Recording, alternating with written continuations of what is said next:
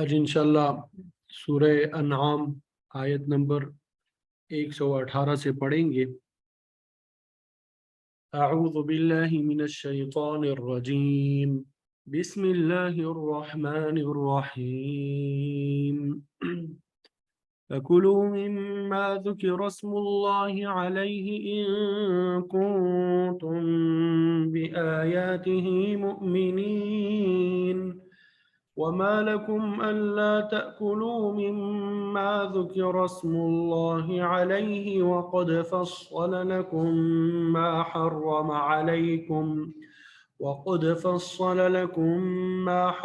عليكم إلا ما اضطررتم إليه وإن كثيرا ليضلون بأهوائهم بغير علم إن ربك هو أعلم بالمعتدين وذروا ظاهر الإثم وباطنه إن الذين يكسبون الإثم سيجزون بما كانوا يقترفون ولا تأكلوا مما لم يذكر اسم الله عليه وإنه لفسق وإن الشياطين ليوحون إلى أوليائهم ليجادلوكم وَإِنْ أَطَعْتُمُوهُمْ إِنَّكُمْ لَمُشْرِكُونَ صدق اللہ العظیم۔ فَكُلُوا، اس کا ترجمہ آپ سب کو معلوم ہے، دو الفاظ کا مجموعہ ہے یہ، ف اور کلو۔ ف کا معنی ہے تو، کلو تم کھاؤ، تم سب کھاؤ، مما اصل میں تھا من ما، من کا معنی سے، اور ما جو، یعنی اس میں سے جو ذکر کیا گیا، لیا گیا ہو۔ ذکر کا معنی کیا ہے؟ ذکر کیا گیا ہو، لیا گیا ہو۔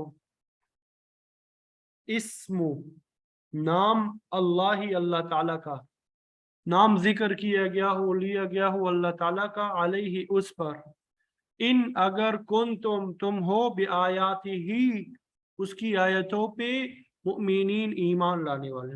مطلب یہ کہ جس چیز پہ اللہ کا نام لیا گیا ہو تم اسے کھاؤ اگر تم اس کی آیتوں پہ ایمان رکھتے ہو، اگر تم اس کی آیتوں پہ ایمان رکھتے ہو۔ وما لکم، وما اور کیا ہوا، لکم تمہیں، اللہ یہ کہ لا تأکلوا تم نہیں کھاتے،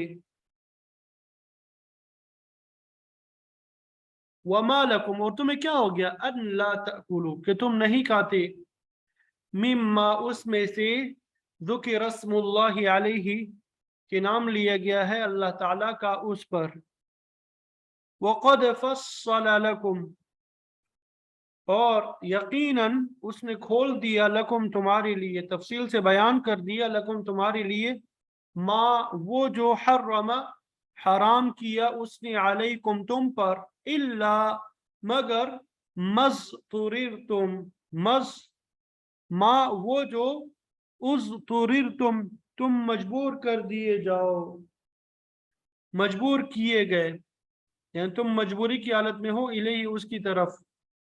وَإِنَّ كَثِيرًا دوبارہ ترجمہ دیکھتے ہیں، اور تمہیں کیا ہوا کہ جس چیز پہ اللہ کا نام لیا گیا ہو اسے نہ کھاؤ، جبکہ وہ تمہارے سامنے ان چیزوں کی تفصیل بیان کر چکا ہے جو اس نے تم پر حرام کی ہے، سوائے اس کے کہ تم اس پر مجبور ہو جاؤ۔ وَإِنَّ كَثِيرًا اور بے شک بہت سے لوگ، لَيُضِلُّونَ البتہ گمراہ کرتے ہیں، لا البتہ یضلون گمراہ کرتی ہیں، بِأَهْوَائِهِمْ اپنی خواہشات سے، بِأَهْوَائِهِمْ اپنی خواہشات سے، بغیر علم بغیر علم کے، بغیر علم بغیر علم کے، इन्ना बेशक रब्बक तेरा रब हुआ आलम वो ज्यादा जानता है बिलमुअतदीन हद से तजावुज करने वालों को, हद से तजावुज करने वालों को।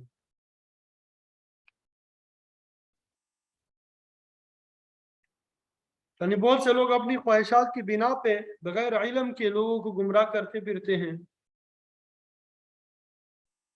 और बेशक आपका रब हद से ज्यादा तजावुज करने वालों को खूब जानता है। वज़रू और छोड़ दो तुम ज़ाहिरल इस्मी ज़ाहिरी गुनाह को, व बातिना और बातिनी गुनाह को। ज़ाहिरी गुनाह और छुपा हुआ गुनाह, ठीक है, यानी ज़ाहिरी और बातिनी तमाम गुनाहों को तुम छोड़ दो। इन्नल्लज़ीना बेशक वो लोग जो यक्सिबून अल इस्मा यक्सिबूना कमाते हैं अल इस्मा गुनाह, सयुजज़ौना अनकरीब बदला दिए जाएंगे वो, यानी अनकरीब उन्हें बदला दिया जाएगा, बिमा कानू यक्तरिफून उसका जो वो कमाते रहे, उसका जो वो क्या करते रहे, कमाते रहे, यानी जो वो गुनाह करते थे उसका उन्हें अनकरीब बदला दिया जाएगा। यानी जो लोग गुनाह का इर्तिकाब करते हैं अनकरीब उनको उनके किए का बदला दिया जाएगा। वला तअकुलू और तुम मत खाओ, मिम्मा उसमें से जो लम युज़कर इस्मुल्लाहि अलैहि, लम युज़कर नहीं लिया गया, नहीं जिक्र किया गया अल्लाह का नाम अलैहि उस पर, व इन्नहु लफिस्क और बेशक वो अलबत्ता गुनाह है,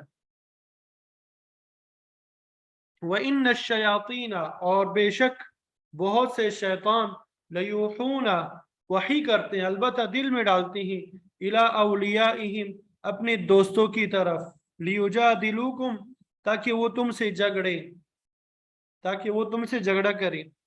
व इन अतातुमूहुम और अगर अतातुम तुमने इताअत कबूल कर ली हम उनकी, इन्नकुम बेशक तुम लमुश्रिकून अलबत्ता शिर्क करने वाले हो, अलबत्ता तुम शिर्क करने वाले हो। यानी अगर तुम उनकी इताअत करने लगे तो तुम लोग भी मुशरिक होगे, तो तुम लोग भी क्या होगे, मुशरिक होगे। तर्जुमा समझ में आ गया इन आयत का?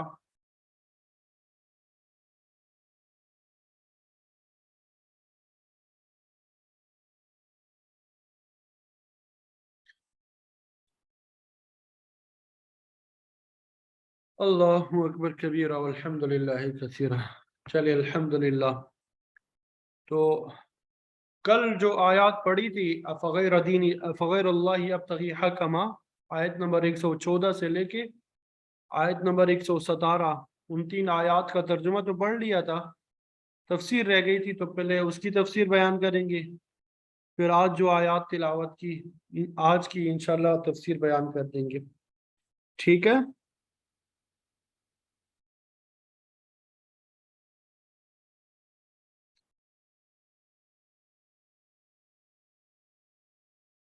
तो अफ़ग़ैर अल्लाहि अब्तग़ी हकमा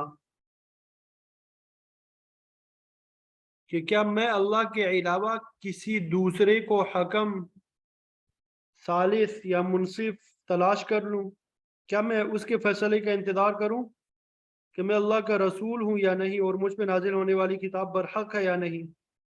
पर मैं किसी ऐसे जज को तस्लीम करने के लिए तैयार नहीं, मेरी सदाकत का गवाह तो खुद अल्लाह ताला है।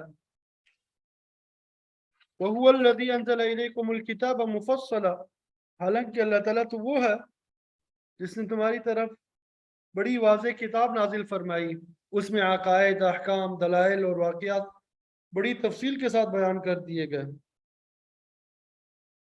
और बाज़ आयात की तफसील अल्लाह के नबी की ज़ुबान से करा दी गई है। तो ऐसी अजीम किताब को छोड़कर किसी दूसरे को हकम बनाना तो नामुमकिन बात है। हर मोमिन अल्लाह की रजा पे राजी होगा اور وہ اس کی نازل کردہ کتاب اور اس کے بھیجے ہوئے پیغمبر کو اپنا فیصل بنائے گا، جب وہ مالک الملک احکم الحاکمین ہے تو پھر دوسرا کون حکم بن سکتا ہے؟ فرمایا تم یہود و نصارہ کے علماء کو حکم بنانا چاہتے ہو، ان کی حالت تو یہ ہے والذین آتیناہم الکتاب، جن لوگوں کو ہم نے کتاب دی ہے یعنی قرآن مجید سے پہلے یہودیوں کو تورات دی، نصارہ کو انجیل عطا کی، یعلمون انہ منزل من ربک بالحق، وہ خوب جانتے ہیں کہ یہ قرآن مجید تیرے رب کی طرف سے نازل ہوا ہے، ٹھیک ٹھیک ہے۔ وہ یہ بھی جانتے ہیں کہ آپ اللہ کے سچے نبی ہیں۔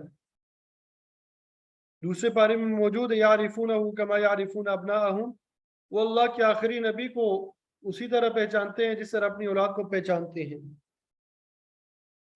لیکن خود غرضی، بغاوت اور سرکشی کی وجہ سے انکار کرتے ہیں۔ تو یہاں پر بھی فرمایا کہ اہل کتاب کو یقین ہے قرآن مجید وہی کتاب ہے جس کا وعدہ اللہ تعالیٰ نے پہلے نبیوں سے کیا تھا۔ تورات میں موجود ہے کہ اللہ تعالیٰ نے موسیٰ علیہ السلام سے فرمایا میں تیرے بھائی بندوں یعنی بنی اسماعیل میں سے تیرے جیسا عظیم رسول اٹھاؤں گا اور اس کے منہ میں اپنا کلام ڈالوں گا۔ تو یہ وہی کلام ہے جو اللہ تعالیٰ نے آپ صلی اللہ علیہ وسلم پہ نازل فرمایا۔ فلا تکونن من الممترین، تو آپ شک کرنے والوں میں سے مت ہو جاؤ۔ مطلب یہ کہ اس کتاب کے منزل من اللہ ہونے میں کسی قسم کا شک و شبہ نہیں ہونا چاہیے۔ ظاہر ہے کہ آپ صلی اللہ علیہ وسلم کو تو کوئی تردد نہیں ہو سکتا تھا کیونکہ خود ان پر کتاب نازل ہو رہی تھی۔ تاہم باقی مومنوں کو یہ بات سمجھائی گئی ہے کہ یہ اللہ کا سچا کلام ہے، اس کا فیصلہ آخری فیصلہ ہے،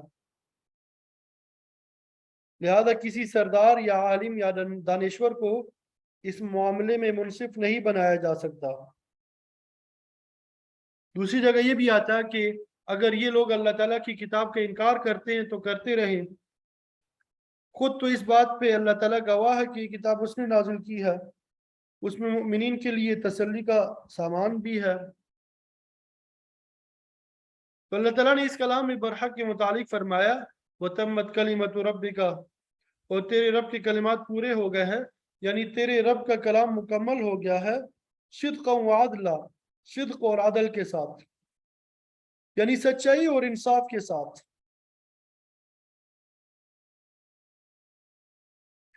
امام راضی رحمۃ اللہ علیہ فرماتے ہیں کہ تکمیل کلمہ کے لیے دو لفظ صدق اور عدل آئے ہیں اور ان دونوں کا مصداق الگ الگ ہے۔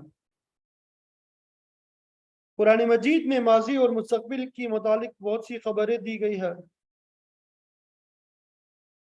جہاں تک ان خبروں کا تعلق ہے یہ صدق یعنی سچائی پہ مبنی ہے، اس اعتبار سے یہاں پہ صدق کا لفظ استعمال ہوا۔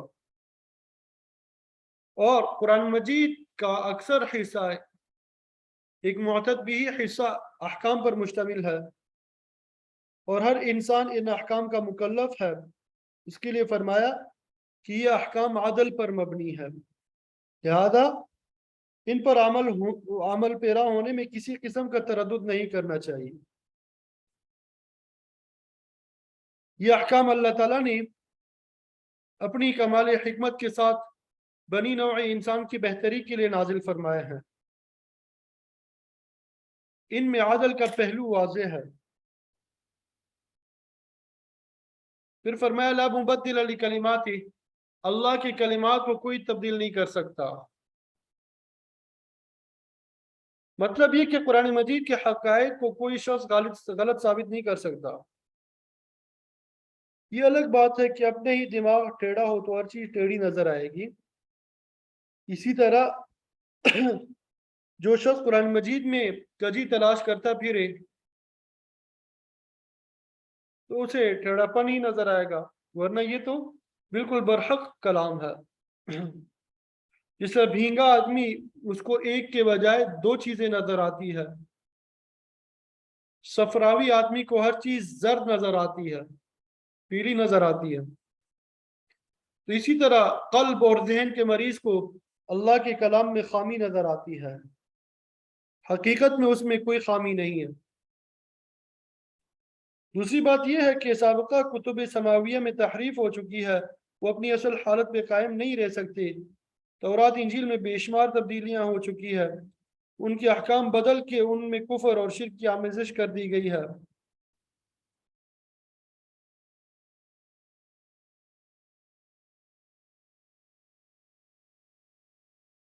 یہ شرف صرف قرآن مجید کو حاصل ہے کہ اس میں ذرا برابر بھی کمی بیشی نہیں ہوئی، کیونکہ اس کی حفاظت کا ذمہ خود اللہ تعالیٰ نے لیا۔ اِنَّا نَحْنُ نَزَّلْنَا الذِّكْرَ وَإِنَّا لَهُ لَحَافِظُونَ، ہم نے ہی اس کتاب کو نازل کیا ہے اور ہم ہی اس کے محافظ ہیں۔ اسی لیے یہاں فرمایا کہ اس کے کلمات کوئی تبدیل نہیں کر سکتا۔ انگریزوں اور یہودیوں نے قرآن مجید میں تحریف کی بڑی کوششیں کی، لیکن کامیاب نہیں ہو سکے۔ کبھی وہ بدبخت تحریف شدہ قرآن مجید کے نسخے چھپوا کے تقسیم کراتے ہیں، کبھی کچھ کرتے ہیں کبھی کچھ کرتے ہیں۔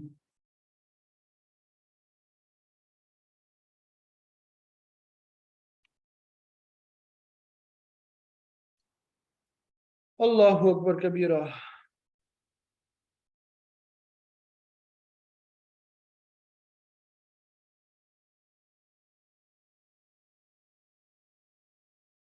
تو اللہ تعالیٰ نے قرآن مجید کی حفاظت کا ذمہ خود لیا ہے، وَهُوَ السَّمِيعُ الْعَلِيمُ، وہ ہر بات کو سننے والا اور ہر چیز کو جاننے والا ہے، اس کی قدرت سے کوئی چیز باہر نہیں ہے۔ اس کے بعد اللہ تعالیٰ نے قلت اور کثرت کا مسئلہ بھی بیان فرمایا، وَإِن تُطِعْ أَكْثَرَ مَنْ فِي الْأَرْضِ، اگر آپ زمین میں موجود اکثریت کا کہنا مانیں گے، يُضِلُّكَ عَنْ سَبِيلِ اللَّهِ، وہ آپ کو اللہ کے راستے سے بہکا دیں گے۔ صرف اکثریت کی بنیاد پہ حق اور باطل کی پہچان نہیں کی جا سکتی، کیونکہ اکثریت کا حال یہ ہے إِن يَتَّبِعُونَ إِلَّا الظَّنَّ، وہ صرف گمان کا اتباع کرتے ہیں، اٹکل پچو باتیں کرتے ہیں۔ مفسرین فرماتے ہیں کہ گمان دو قسم کا ہوتا ہے، ایک تو حسن ظن یعنی اچھا گمان ہے، اس کی بنیاد کسی دلیل پہ نہیں ہوتی، صرف اٹکل پچو بات ہوتی ہے وہ، اور گمان کی دوسری قسم وہ ہوتی ہے جس کی بنیاد دلیل پہ ہوتی ہے۔ مجتہدین اسی گمان کے تحت مسائل کا حل پیش کرتے ہیں، ان کا ہر فتویٰ دلیل پہ مبنی ہوتا ہے، وہ ہر حل صحیح دلیل سے اخذ کر کے بتاتے ہیں، لیکن اس کے برخلاف کفر، شرک، بدعت وغیرہ اٹکل پچو باتوں سے رائج کیے جاتے ہیں۔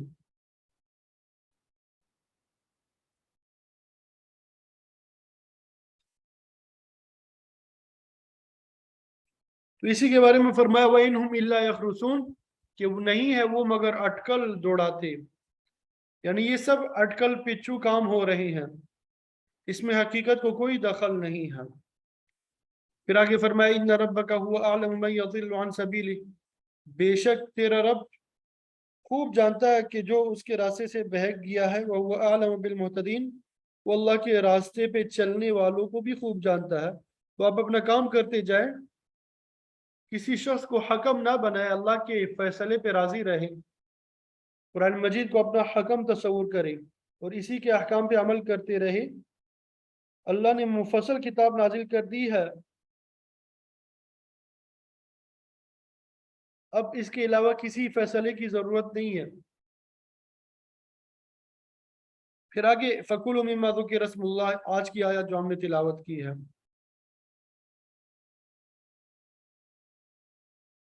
تو ان آیات میں ایسے لوگوں کی ایک مثال بیان کی ہے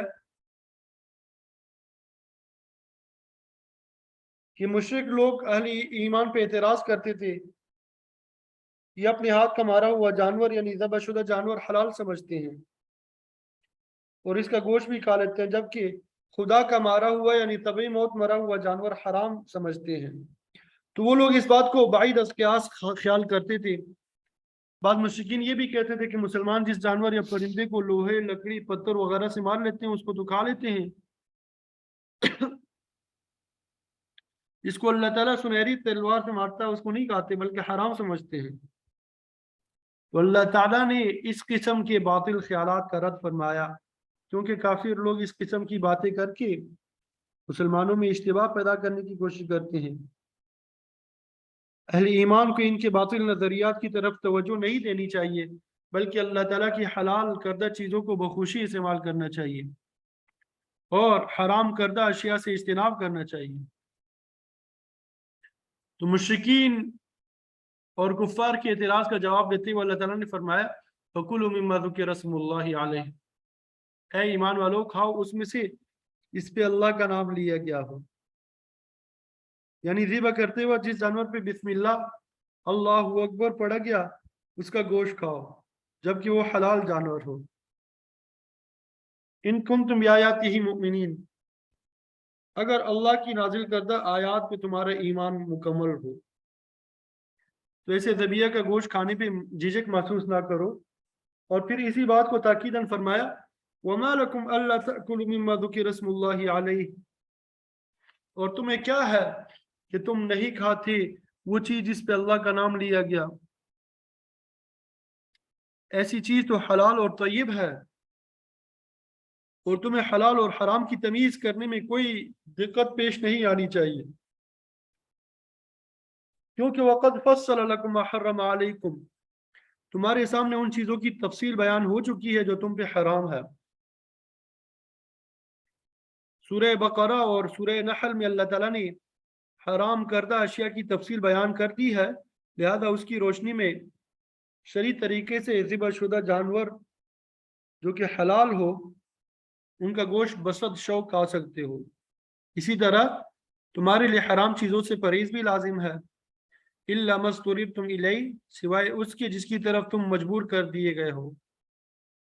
مطلب یہ کہ مجبوری کی حالت میں حرام چیز کھانے کی بھی اجازت ہوتی ہے، لیکن شرط یہ کہ جان جانے کا خطرہ ہو، تو اس وقت شراب، خنزیر اور اسی طرح میتہ جو ہے حرام کوئی چیز وہ بھی استعمال کی جا سکتی ہے۔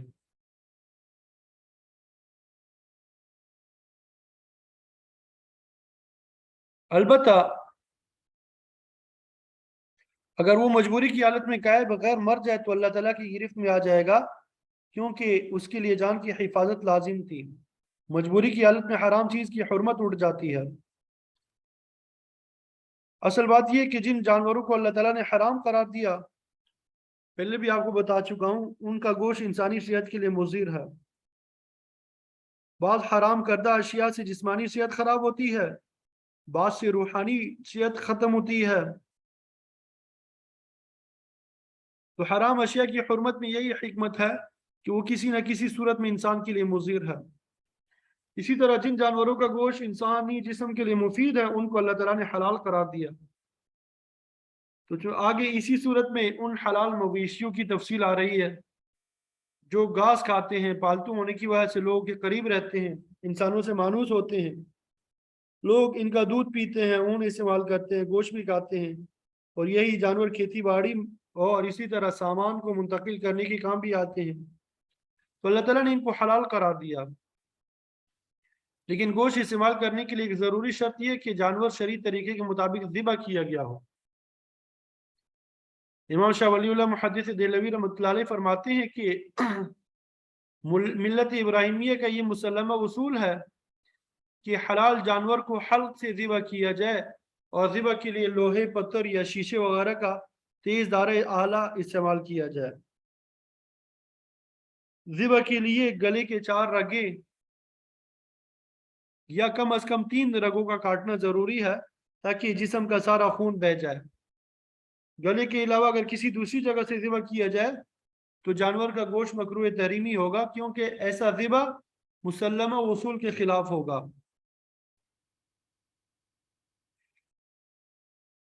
اسی طرح جو آج کل مشینی ذبح کا طریقہ ہے کہ پہلے جانور کے ماتھے پہ ایک گولی مار کے اسے بے حس کرتے ہیں، پھر اوپر سے مشین چلا کر ذبح کرتے ہیں، یہ اسی طرح پہلے کرنٹ لگا کے بے ہوش کرتے ہیں پھر ذبح کرتے ہیں، تو یہ درست نہیں ہے، تو اس سے اجتناب کرنا چاہیے۔ البتہ مجبوری کی حالت میں کہ جب آدمی جانور تک پہنچنے کی قدرت نہ رکھتا ہو تو ذبح کے مقررہ طریقے کے خلاف کیا جا سکتا ہے۔ مثلا اونٹ جو ہے بھاگ گیا اور کسی طرح قابو میں نہیں آ رہا، कोई जानवर कुएं में गिर गया है और मर जाने का खतरा है, तो ऐसी सूरत में अगर किसी चीज से रान पर भी जख्म लग गया तो जानवर हलाल होगा। ऐसी सूरत में गला काटना जरूरी नहीं होता।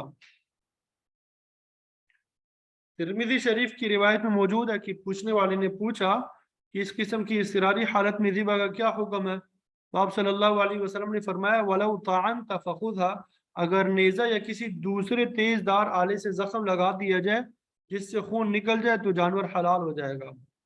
परिंदों के शिकार का भी यही हुक्म है, उनको पकड़ के ज़िबा करना मुश्किल होता है, लिहाजा अगर तीर या नेज़े चलाते वक्त अल्लाह का नाम ले लिया गया तो जानवर हलाल हो जाएगा। इसी तरह कभी शिकार के पीछे कुत्ता, बाज या शिकरा वगैरह छोड़ना पड़ता है, तो ऐसा करते वक्त भी अल्लाह का नाम लेना जरूरी है। मकसद ये कि इसरारी हालत में अगर ज़िबा के मुसल्लमा उसूलों को छोड़ दिया जाए तो उसकी इजाज़त है, लेकिन इख्तियारी हालत में हल्क काटना ज़रूरी है, उसके बगैर दुरुस्त नहीं होगा। तो शरई ज़िबा के लिए दो शराइत का पाया जाना ज़रूरी है, एक ज़िबा करना और दूसरा अल्लाह का नाम लेना। जब तक ये दो शराइत पूरी ना हो ज़िबा दुरुस्त नहीं होगा। तो अगर ज़िबा करते वक्त अल्लाह का नाम जानबूझ के नहीं लिया तो जानवर हराम होगा, और अगर बिस्मिल्लाह अल्लाहु अकबर कहना भूल गया तो मुआफ है, क्योंकि आप सल्लल्लाहु अलैहि वसल्लम का फरमान है कि हर मोमिन के दिल में अल्लाह का नाम होता है। जिस तरह भूल कर खा लेने से रोज़ा नहीं टूटता, इसी तरह अगर बवक्त ज़िबा अल्लाह का नाम लेना भूल जाए तो जानवर की हिल्लत में कोई फ़र्क नहीं पड़ता। लेकिन अगर जानबूझ के अल्लाह का नाम नहीं लिया तो शर्त पूरी ना हुई और जानवर हराम हो गया। और इस मसले में दूसरा पहलू भी है कि अगर अल्लाह का नाम लेने के बजाय किसी पीर, फकीर, पैगंबर, जिन या फरिश्ते का नाम ले लिया तब भी जानवर मुलदार हो जाएगा। यानी अल्लाह का नाम ना लिया जाए, किसी और का नाम लिया जाए, तब भी जानवर क्या होगा? हराम होगा।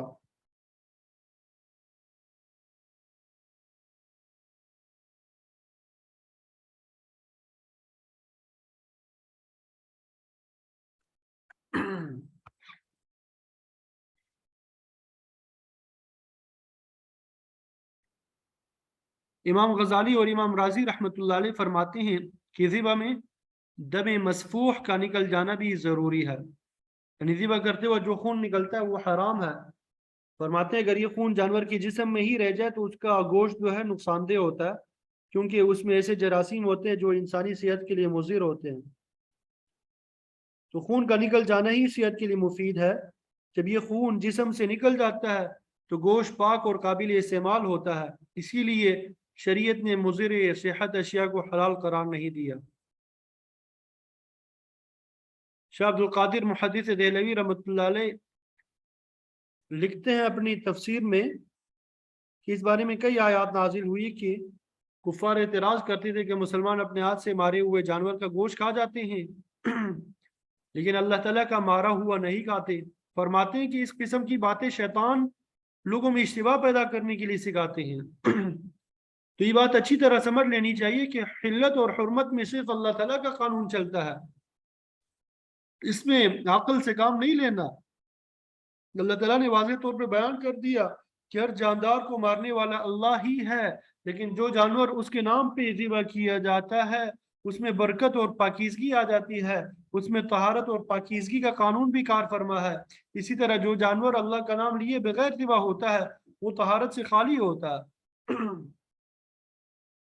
तो हिल्लत और हुर्मत का तफसीली मसला जो है वो समझा दिया गया। वइन्न कसीरन लयुज़िल्लून बिअहवाइहिम बिगैर इल्म, बेशक बहुत से लोग सिर्फ अपनी ख्वाहिशात के साथ बगैर इल्म के गुमराह करते हैं। तो अभी आपके सामने मुशरिकीन का ये जो प्रोपेगेंडा पेश किया कि मुसलमान अपना मारा हुआ खाते हैं और खुदा का मारा हुआ नहीं खाते, इसी सिलसिले की एक कड़ी है। वो ऐसे एतराज करके लोगों को गुमराह करने की कोशिश करते हैं। तो फरमाया इन रब्बका हुवा अअलमु बिल मुअतदीन, बेशक तेरा परवरदिगार ज्यादती करने वालों को खूब जानता है, जो इस किस्म की बेहुदा बातें करते हैं। अल्लाह ताला उनको जरूर गिरफ्त करेगा, अल्लाह ताला उनकी जरूर गिरफ्त करेगा। आगे अल्लाह ताला ने हर जाहिर और बातिन गुनाह की मुमानात फरमाई, वज़रू ज़ाहिरल इस्मि व बातिना, کہ ظاہری اور باطنی گناہ کو چھوڑ دو۔ ظاہری گناہ تو وہ ہے جو سر عام کیا جائے، اور باطنی جو چھپ کے پوشیدہ طور پہ کیا جائے۔ تو خدائی قانون اور انسان کے وضع کردہ قانون میں یہ بنیادی فرق ہے کہ اللہ تعالیٰ ہر ظاہر اور پوشیدہ برائی سے منع فرماتا ہے، جبکہ اس زمانے کا انگریزی قانون ظاہری طور پہ کی جانے والی برائی کو تو قابل مواخذہ سمجھتا ہے، اور پوشیدہ طور پہ انجام دیے جانے والے گناہ کا کوئی نوٹس نہیں لیتا۔ جب کوئی پبلک سکینڈل بنتا ہے تو قانون حرکت میں آتا ہے، لیکن زنا، لواطت جیسے کبھی جرائم چوری چپکے سے باہمی رضامندی سے کیے جائے تو کوئی حرج نہیں ہے۔ حالانکہ اللہ تعالیٰ نے فرمایا زنا کے متعلق انہو کان فاحشہ ومقتا وساء سبیلا، یہ تو سخت بے حیائی کا کام ہے۔ انگریزی قانون میں اگر باہمی رضامندی سے کیا جائے تو یہ بھی جائز ہے، یہ تو اللہ تعالیٰ کے غضب کو دعوت دینے والی بات ہے۔ اسلام کا قانون تو یہ ہے کہ گناہ ہر حالت میں گناہ ہے، قابل تعزیر ہے، چاہے وہ ظاہراً کیا جائے یا چھپ کر، باہمی رضامندی سے ہو یا باہمی رضامندی سے نہ ہو۔ ایسے قبیح فعل سے اخلاق تباہ ہوتا ہے، روحانیت بگڑ جاتی ہے، اور انسان کا دین جو ہے وہ ضائع ہو جاتا ہے۔ تو اسلام نے ہر ظاہری اور باطنی گناہ سے منع فرمایا ہے۔ مفسرین فرماتے ہیں کہ ظاہری گناہ وہ ہے جو اعضاء اور جوارح یعنی آنکھ، کان، ہاتھ وغیرہ سے کیا جائے، اور باطنی گناہ وہ ہے جس کا تعلق انسان کے دل کے ساتھ ہو۔ برا عقیدہ اور بری نیت دل میں پیدا ہوتی ہے، اس اعتبار سے یہ باطنی گناہ شمار ہوتے ہیں۔ اسی طرح حسد، کینہ، بغض، نفرت وغیرہ یہ روحانی امراض ہے جن کا تعلق باطن سے ہے۔ اللہ تعالیٰ نے فرمایا ظاہری گناہ بھی چھوڑ دو اور باطنی گناہ سے بھی باز آ جاؤ، اور ساتھ میں یہ بھی بتلا دیا ان الذین یکسبون الاثم، جو لوگ گناہ کماتے ہیں، سیجزون بما کانوا یقترفون، انہیں ان کی کمائی کے مطابق بدلہ دیا جائے گا۔ گناہ کا ارتکاب کر کے کوئی شخص اللہ کی گرفت سے بچ نہیں سکتا، اسے ضرور اس کا خمیازہ بھگتنا ہوگا۔ پھر آگے مشرکین کے اسی اعتراض کا جواب دوسری انداز میں دے دیا۔ پہلے فرمایا تھا کہ جس جانور پہ اللہ کا نام لیا جائے اسے کھاؤ، اب ارشاد ہوتا ہے وَلَا تَأْكُلُوا مِمَّا لَمْ يُذْكَرِ اسْمُ اللَّهِ عَلَيْهِ، جس جانور پہ اللہ کا نام ذکر نہیں کیا گیا اس کو مت کھاؤ، وہ حرام ہے۔ تو جس طرح اللہ کا نام لینے سے ذریعہ حلال ہو جاتا ہے، اسی طرح غیر اللہ کا نام لینے سے بھی حرام ہو جاتا ہے۔ ما اہل بہ لغیر اللہ کی تفسیر مختلف صورتوں میں بیان ہو چکی ہے۔ جو چیز اللہ کے علاوہ کسی دوسرے کے تقرب کے لیے اس کے نام پہ متعین کر کے ذبح کی جائے گی وہ حرام ہوگی۔ اس میں صرف جانور ہی نہیں ہے بلکہ دودھ، مٹھائی، فروٹ وغیرہ ہر چیز آ جاتی ہے۔ مطلب یہ کہ جس ذبیحے پہ عمدن اللہ کا نام نہیں لیا گیا وہ بھی حرام ہے، اور جس چیز پہ غیر اللہ کا نام لیا گیا وہ بھی حرام ہے۔ فرمایا وَإِنَّهُ لَفِسْقٌ، ایسا جان بوجھ کر کرنا فسق ہے۔ فسق کا معنی اطاعت سے نکل جانا ہے۔ کفر، شرک، بدعت، چھوٹے موٹے سب گناہ اس میں آ جاتے ہیں۔ وَإِنَّ الشَّيَاطِينَ لَيُوحُونَ إِلَىٰ أَوْلِيَائِهِمْ، شیاطین ایسی باتیں اپنے دوستوں کے دلوں میں ڈالتے رہتے ہیں تاکہ وہ بہک کر مردار کھانے لگے یا غیر اللہ کی نظر اور نیاز دینے لگے۔ شیطان لوگوں کو باور کراتے ہیں کہ ایسا کرنے میں کوئی حرج نہیں ہے، غیر اللہ کا نام لینے سے چیز کی پاکیزگی میں کوئی فرق نہیں پڑتا، تو جو چاہو کرتے جاؤ، حالانکہ اس سے چیزوں میں روحانی نجاست پیدا ہوتی ہے، اس کی وجہ سے حرام ہو جاتی ہے۔ اور فرمایا شیطان اس لیے وسوسہ اندازی کرتے ہیں لیجادلوکم، تاکہ وہ تمہارے ساتھ جھگڑا کرے۔ پھر فرمایا وَإِنْ أَطَعْتُمُوهُمْ، اگر تم ان شیاطین کی بات مان لو گے، ان کے بہکاوے میں آ جاؤ گے، إِنَّكُمْ لَمُشْرِكُونَ، تو بے شک تم مشرک بن جاؤ گے۔ تو شرک جو ہے صرف غیر اللہ کی عبادت کا نام ہی نہیں ہے، بلکہ اللہ کے مقابلے میں دوسروں کا حکم بھی اسی طرح مانا جائے جس طرح اللہ کا حکم مانا جاتا ہے، تو یہ بھی شرک میں داخل ہے۔ تو فرمایا خوب سمجھ لو کہ غیر اللہ کی اطاعت سے تمہارا شمار بھی مشرکین میں ہوگا۔ اللہ تعالی ہم سب کو عمل کی توفیق عطا فرمائے۔